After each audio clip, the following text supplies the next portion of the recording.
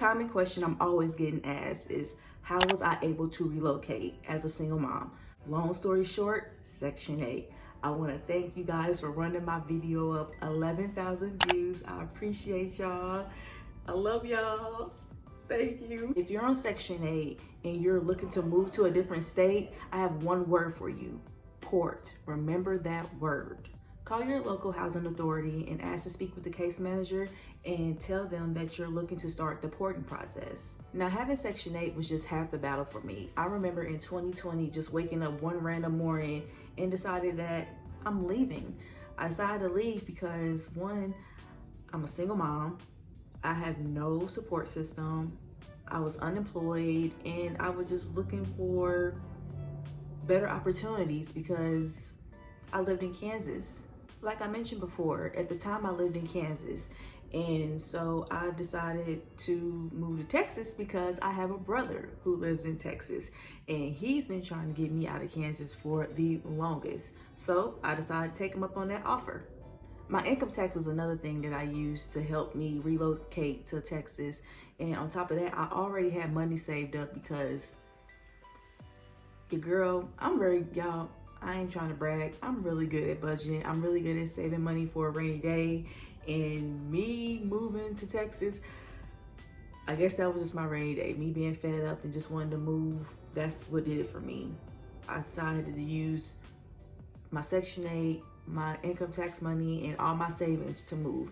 And I'm glad that I did. So now everything is in motion. I informed the housing authority that I'm wanting to port to Texas.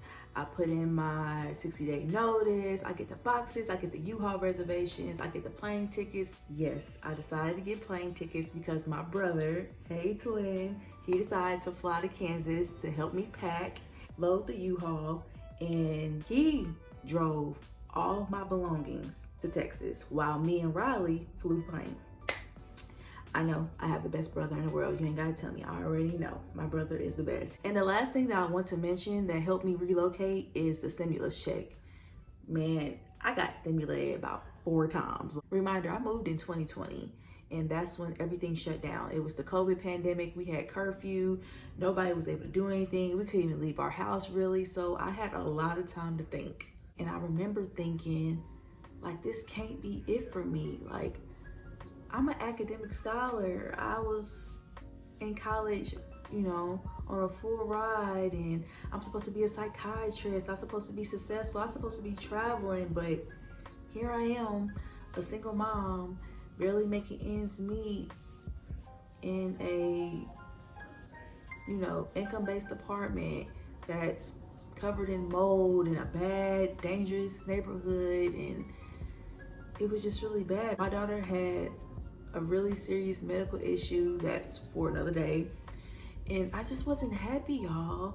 And I knew that I wanted more, and I knew that I'm more than this, you know, than my situation. So I just decided to take a risk. So I took a leap of faith, moved to Texas. 4 years later, here I am, and I am living out one of my manifestations. I am so proud of myself, and I am grateful, and this is just the beginning. The people are kind, the food is chef's kiss.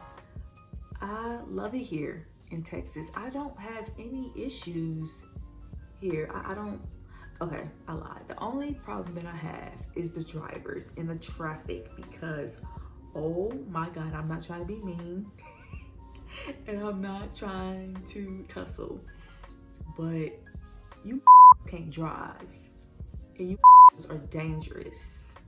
Proceed with caution at the green light because these drivers will run them and they will run you off the street.